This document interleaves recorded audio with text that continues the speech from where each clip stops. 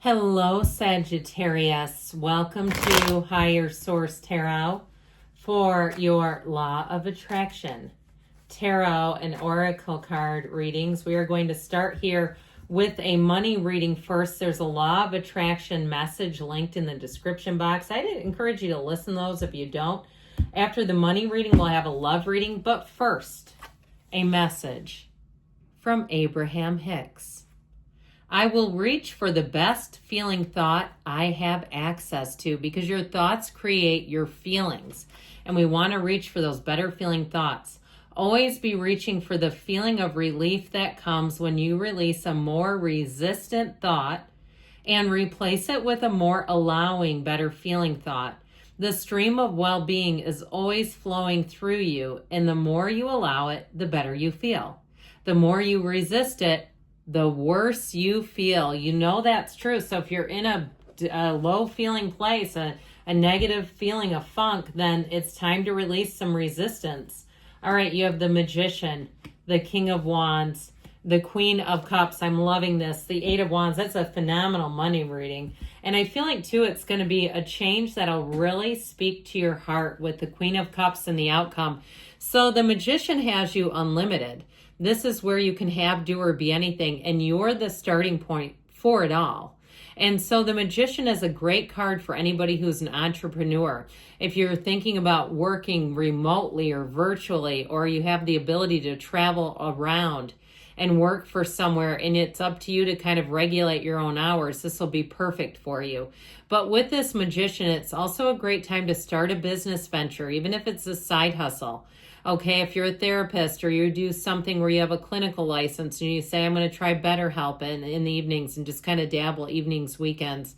And I feel like you'll sort of fill in a gap there. If it's something in terms of training, okay, this is worth your while when the Magician shows up. I also feel like somebody here is going to strike gold. That's what I heard.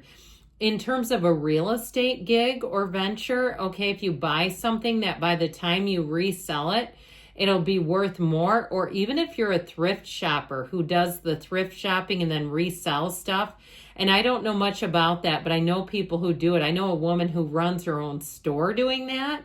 And so I feel like you're going to have all kinds of deals. You're going to get lots and lots of deals. Now, if it's not necessarily a business venture, I just feel like in general, you're going to be finding nice little deals all around you. So with the King of Wands, this is so good for career.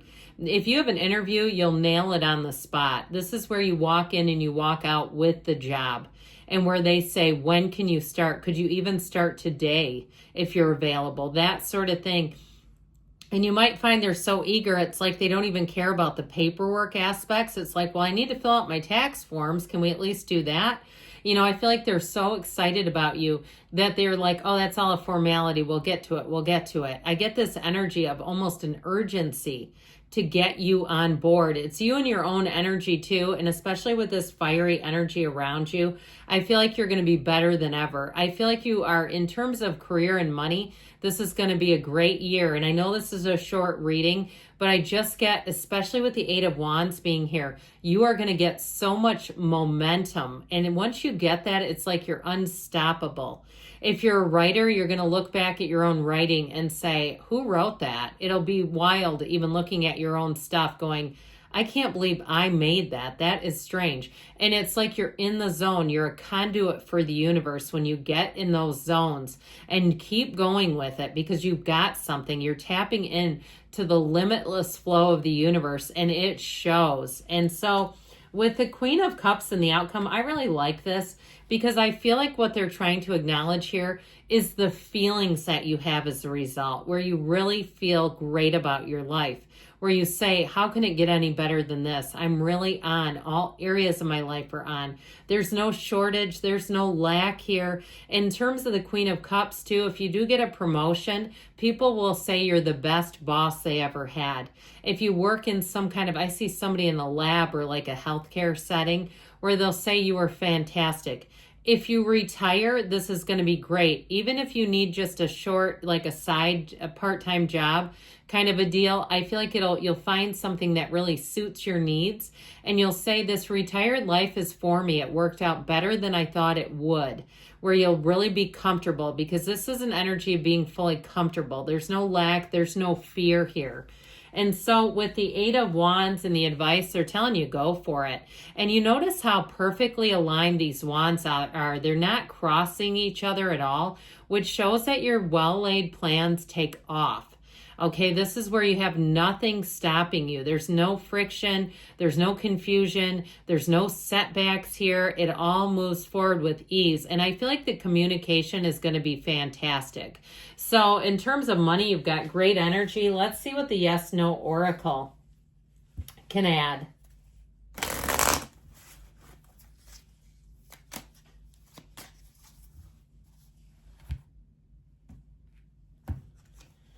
Yes, most certainly. So they give you a yes in terms of moving forward, what your plans are. If you asked a question like, how will things go if I move to this area or this job, and you ask sort of those open-ended questions, they gave you a great answer. All right, now we're going to ask about love.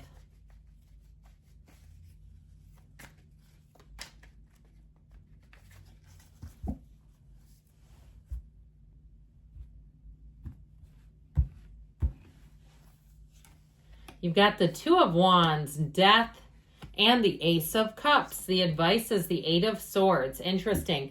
The outcome is the Ace of Cups, so I like that. With the Two of Wands in the past, some of you setting your intentions is working. If you wrote a list, if you sat down and thought, what qualities am I looking for in another person? If you've been getting qualities and you say, I don't know how I keep getting these people, but let me get clearer with the universe. I feel like it's done something for you. Now with this Two of Wands, if you've been single for a while and you've been kind of looking and trying to figure out your own life, just trying to figure out what's next for you, it shows up here. This is a card of partnerships, but it's also a card of a visionary. So I feel like setting your intentions and really getting clear is the first step to it all. It's the key to it all. Now with the energy of death here, you've got Scorpio, water, air, and fire. This is about a rebirth. It's about letting go of the past. It's about really releasing yourself, where you don't care about talking about your ex. You don't want to even get into it with a new person unless it is for a good reason. A brief overview is fine, but needing to talk about them and bring them up all the time is a no.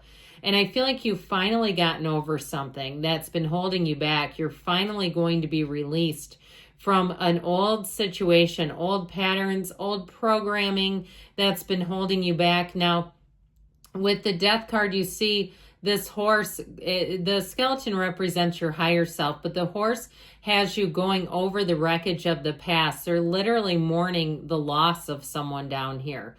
And so I feel like if you've had a period of grief over a relationship, I feel like you're finally ready to move on if it's taken quite a while. And that's okay. I mean, there's really no timeline. And when you have a relationship that ends, it is hard to let go. There is a process of grief, but I feel like you finally let it go enough that you are going to be starting the first day of the rest of your life. You have a love here like no other. This person, the way they look at you, you might have to get used to it, because when they look at you, it's like you look in their eyes and it is seeing into their soul. When they look at you, they feel so connected to you. They have an energy that is so loving, but it is perfect for you. And so with this Ace of Cups, I feel like they say, don't settle. The best is yet to come. Why settle for the rest when you've got the best? Okay. And I feel like too, if you settle, you're going to be immediately uncomfortable. I just feel like you're going to know that it's not a match and just not feel great about it. But with this Ace of Cups, this is a relationship that evolves and grows. You're closer day by day. I feel like somebody here, you have a date with this person early on and they say, this was one of the best days I've had in a long time. And they mean it. I mean, there's something about you when they step away from you, they think about you more than you realize, because it is love. It is kismet. They have that thing inside of them that says, I don't ever want this to end.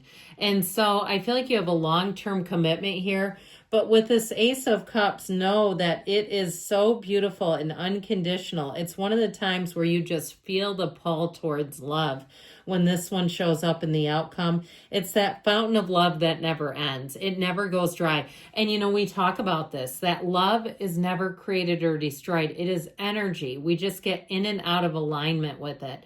This is all about staying in the alignment, really overriding some of those programs and channels that tell you negative things where we start to pick apart the other person. Who wants that anyway? Now with this Ace of Swords, this is in the advice. There's too much darn thinking here. We've got to get you out of overthinking things. And really, too, with this Eight of Swords, it could be too many people. There's a bit of a guilty feeling. So if you've left a relationship and you have people around you who guilt trip you, they bring up the ex and basically pin their current state of living on you. No, thank you. I'd be done with those conversations yesterday. I mean, you don't need that. So you have to be free of anything that holds you back to the past. I mean, I say this a lot. It's okay to look at the past. Just don't stare. We don't need to live there because you're moving forward.